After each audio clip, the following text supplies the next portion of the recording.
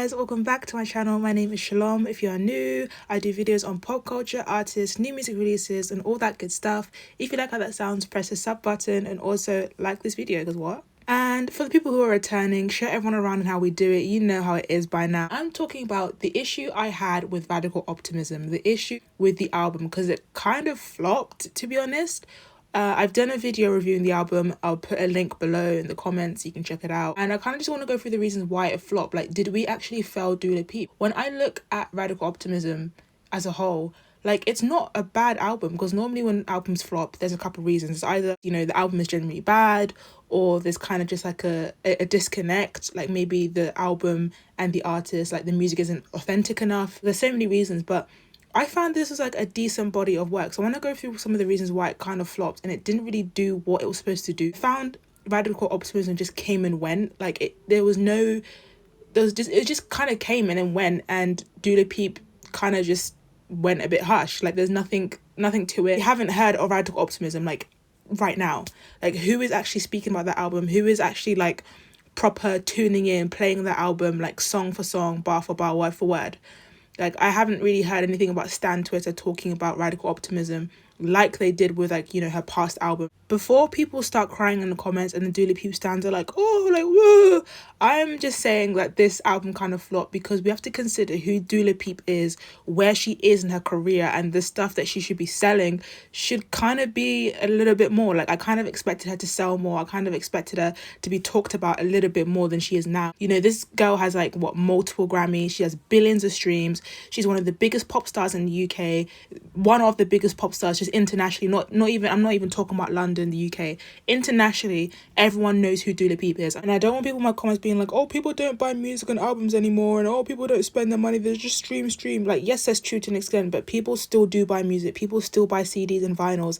It might not be as much as it obviously used to be because of streaming, but there are still a large amount of people who still buy physical copies of music. And I feel like that's just an excuse people use when their fave doesn't sell enough. They're like, well, people don't buy music. It's like, what are you on about? Okay, reason number one as to why I think this album flopped is because Dula Peep sorry, I can't. I don't even say Dula anymore. Dula Peep waited about 4 years to release this album because she released Future Nostalgia in 2020 and then obviously this in 2024. And to me, that's not that long. I've waited longer for albums. I've waited more than that for albums of my faves. So 4 years to me isn't that much, but to the people who have short attention spans, and because we're in a generation where people want music like that, people want constantly new songs, new music, because they're bored, and people get bored and tired really quickly because everyone has like 0.5 brain cells and like 0.5 memories at this point. I don't really know why, because of TikTok, people want new music all the time. And, you know, making people like that wait 4 years is kind of a bit of a stretch. Not for me, I didn't have a problem with it. But for the people who are like that, waiting 4 years is a very, very long time. And people are kind of itching and scratching to see what she would do, because Future Nostalgia, Dula Peep and her team, they ran that through the mud. They performed Don't Start Now to the point where when I hear that song, I'm going to smash someone's phone, respectfully. Like, I love Future Nostalgia. I love that album. It was iconic. I that was one of the best albums of the year. But if someone plays Don't Start Now or Levitating, I'm going to smash someone's phone through the ground. Like, I cannot. I would say the overall promotion for this album was kind of very terrible, I'm not gonna lie. And considering who Dula Peep is, her promotion should be 10 out of 10. Her record label should be spending as much money as they can on promotion, because they know they're going to get that money back because they do their Peep right. But the promotion I found for this was just a bit meh. It was just a bit bleak, a bit meh. No one really knows any other songs on the album apart from Houdini and Training Season. But to ask the average person what songs are in this album, they'll probably say Houdini, because all the other songs, they weren't pushed and no one actually knows any of the other songs on the album. And that's kind of a bit concerning. Like, that is not good whatsoever. My next reason is the sound difference from this album and Future Nostalgia. I think a lot of people were kind of really caught up on the Future Nostalgia sound, the aesthetic, the visualizers, and they kind of just expected Dua Lipa to carry on. But no. Dua Lipa was like, I'm not finished. This album is very different. Like, I can't even compare them because the sounds are just so different. You can't really compare them. The visuals, the aesthetics, the music videos, they're just so different. You can't really compare. She gave us kind of like a different sound. It was just not the same. And I think a lot of people were just kind of they really wanted Dua Lipa to have that kind of future nostalgia sound. This album was good. Do not get me wrong. It is good, but has it got the replay value like future nostalgia? No. I have not played this album in a seriously long time. Radical Optimism, I haven't played this album probably in a good couple. Actually, I haven't played it since I reviewed it. Okay. And that was a couple months ago. It just, for me, it doesn't have the same replay value as Future Nostalgia. Future Nostalgia, I can still listen to that like song for song, bar for bar, and I don't get tired.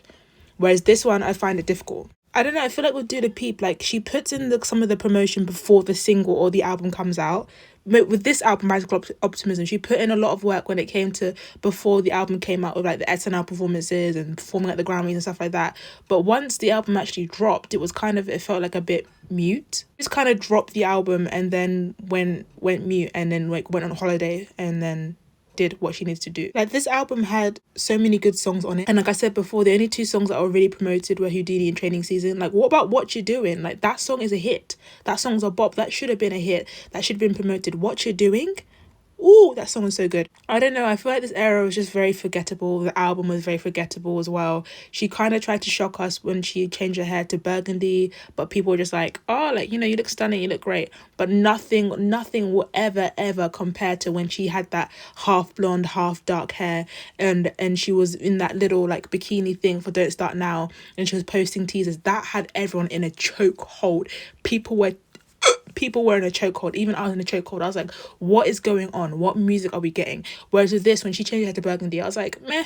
Like, you know, she's cute. It suits her. But like, it didn't have me in a chokehold. Like that blonde and black that she did with the bob. Ooh, child, that she's eating. But yeah, it was just okay. It was just meh. And I feel like a lot of the songs, other people kind of could have sang them as well. And that's not necessarily a bad thing. It's just okay. It wasn't bad. It wasn't necessarily good. There were a couple of songs that were actually really good and that should have been hits, but I guess I don't know if it was strategic that her label and her team didn't promote it, because they're like, well, she's Dua Lipa, so it doesn't matter. Dua Lipa, so it doesn't matter whether we promote it or not. Like, she's still gonna get listens. But it's okay, you know. Dua Lipa is on tour at the moment, I think, and she literally sold out Wembley Stadium in like, was it like, I can't remember, like a day or something. So I think she'll be okay. I doubt that she sold out Wembley Stadium for this album. Like, could you imagine if prior to selling out Wembley, she was like, I'm not going to perform anything on Future Nostalgia.